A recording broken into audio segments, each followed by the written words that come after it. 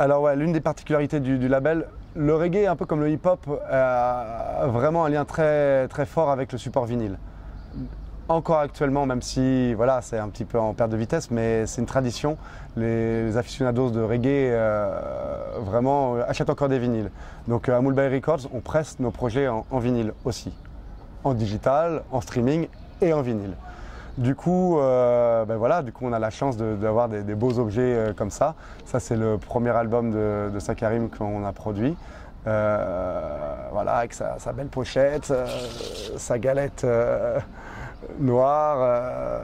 Donc voilà. Et je tiens à big up. Donc on parle de musique, on parle de vinyle. Donc ce qui est beau avec un vinyle, c'est qu'on a une pochette, une belle pochette. Et je tiens à big up l'artiste G. Banton qui nous suit, qui donne son support au label son soutien au label depuis le début, qui nous réalise des superbes pochettes comme celle de Sakarim là, qui a réalisé ce qu'on appelle les macarons, parce qu'on sort des albums, mais on sort aussi ce qu'on appelle des maxis, c'est comme des maxi singles. Donc il n'y a pas de pochette, mais il y a le rond central qu'on va appeler un macaron, voilà, donc il nous a fait des superbes visuels. La pochette de l'album de Daba Mokuroja aussi qu'il a pu réaliser. Donc G. Banton, artiste super talentueux, tonton en or, et voilà, donc big up à lui. Salam, salam tout le monde. Ici Fabia du label Amul Bay Records, je suis avec Mamo Hits pour le vrai mag.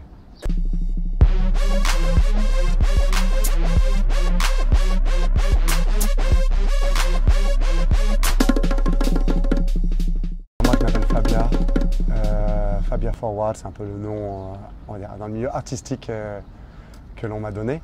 Je suis à la tête d'un label qui s'appelle Amul Bay Records. C'est un label qui est plutôt incliné reggae dub, plutôt voilà, côté dub à l'anglaise, un peu plus électro on va dire. Je fais donc production musicale, direction artistique. Je m'occupe aussi de l'image du label, donc tout ce qui va être vidéo, etc.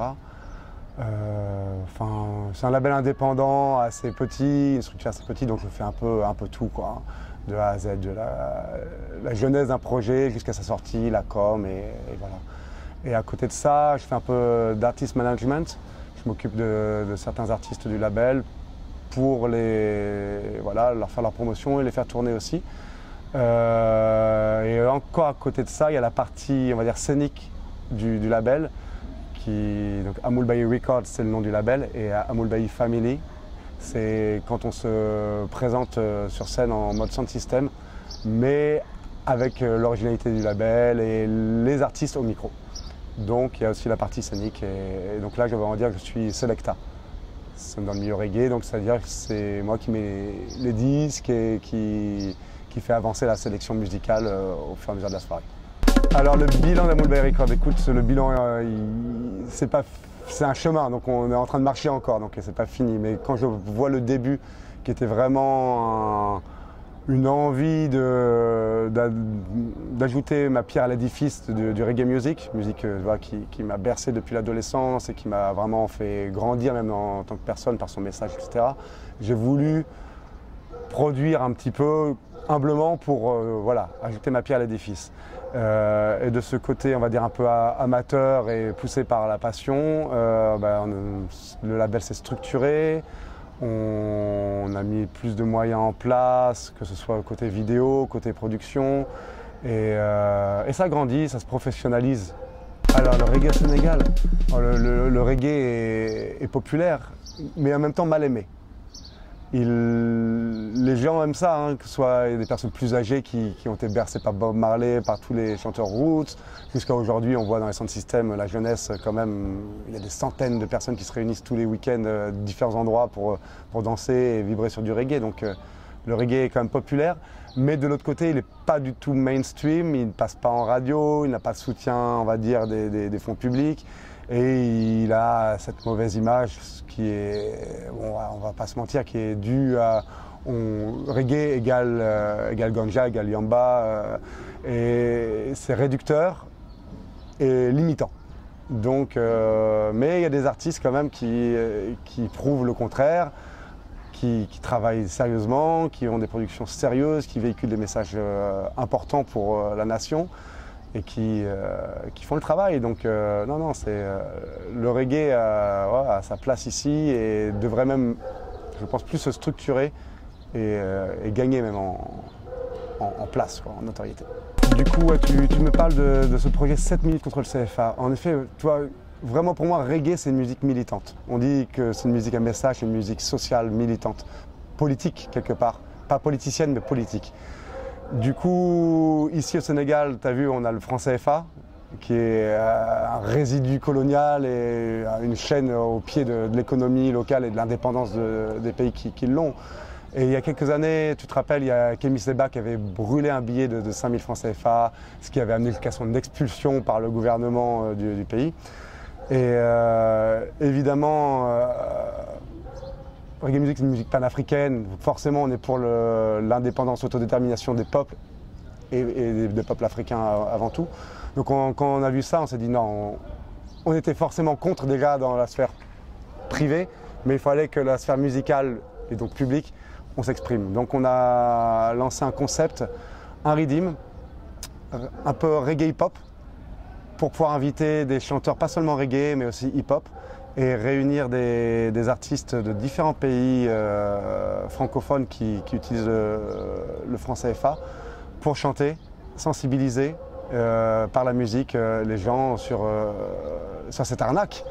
Cette arnaque et cette limitation à la liberté et au développement des peuples qui malheureusement l'utilisent. Donc du coup, on a réuni 7 artistes de plusieurs pays. On avait Mouna, la rappeuse, donc sénégalo-béninoise.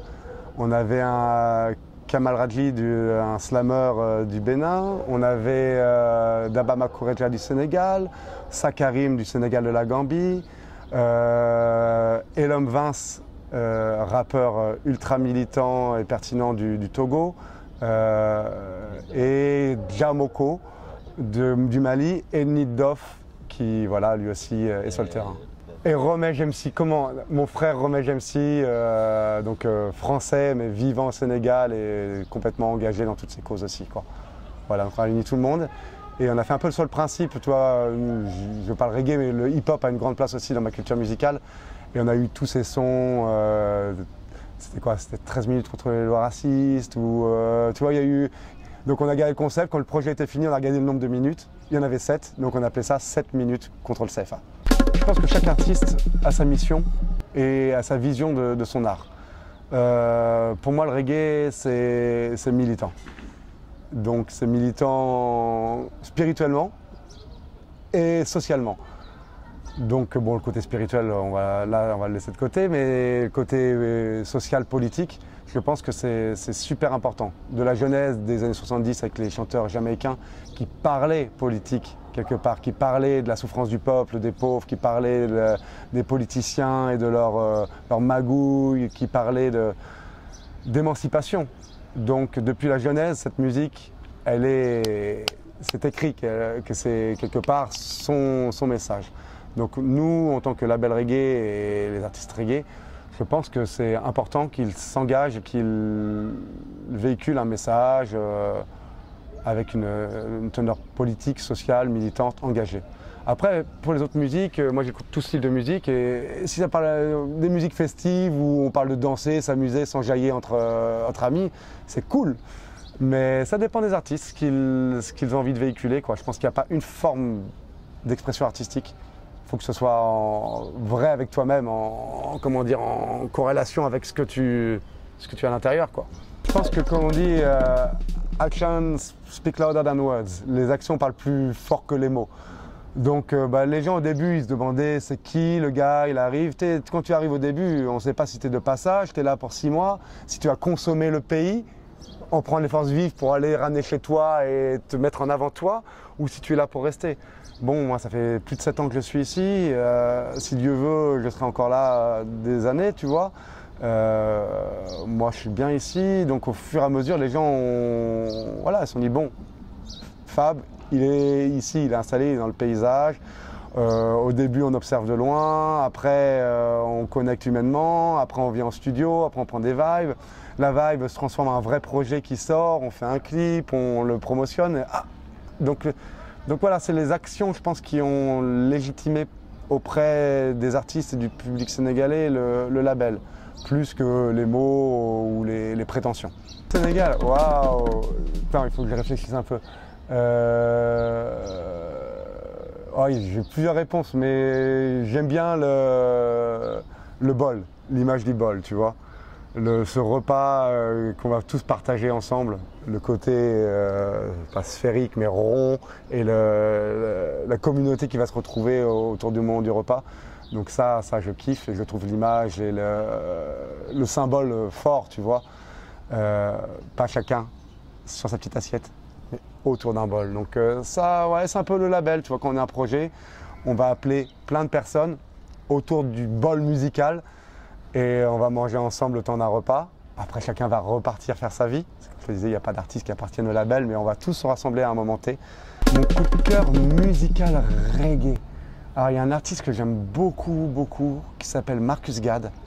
Il vient de la Nouvelle-Calédonie, donc une île tout là-bas dans le Pacifique, c'est ça, je crois, et qui est super talentueux, une voix de fou, un style de fou, très influencé par un autre chanteur que j'adorais, qui s'appelait Midnight, Von Benjamin. Très influencé par lui et vraiment un message puissant, spirituel et une authenticité. Et je le connais un petit peu, l'avoir croisé plusieurs fois, d'une grande humilité. Donc le cocktail que j'adore, talent, humilité au même niveau, mais voilà, Marcus Gad, à checker. Vraiment, superbe. Et en plus, il n'est pas que reggae, il y a des influences hip-hop dedans, il y a des influences, et il parle de plein de choses, il dépasse les paroles un petit peu stéréotypées, et il va te parler de plein de choses très intéressantes, et Marcus Gad, big up yourself. Alors les projets, il y en a toujours plein en stock, ils avancent petit à petit, tu vois, naturellement, et qu'est-ce qu'on a? On a un triptyque de EP. Ça, c'est un projet qui me tient vraiment à cœur. Sur une, tu sais, en reggae, on a les rythms, c'est comme un beat pour le hip-hop, mais on fait chanter plusieurs chanteurs sur le même rythme. Donc, il y a 5 rythms qui vont se retrouver sur 3 EP.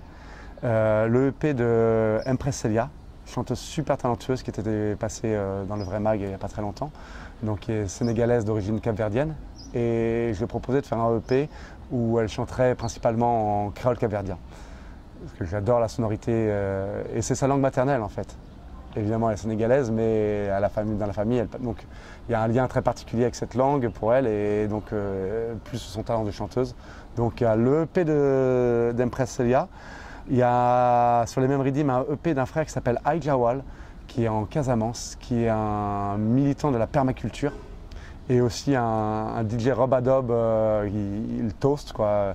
Et on travaille un EP justement sur toutes les thématiques de la nature, de la permaculture, de l'agriculture saine, de la nourriture saine, des médicaments naturels, voilà, dans son style très particulier. Et la troisième déclinaison, c'est ce qui s'appellera Terangadob.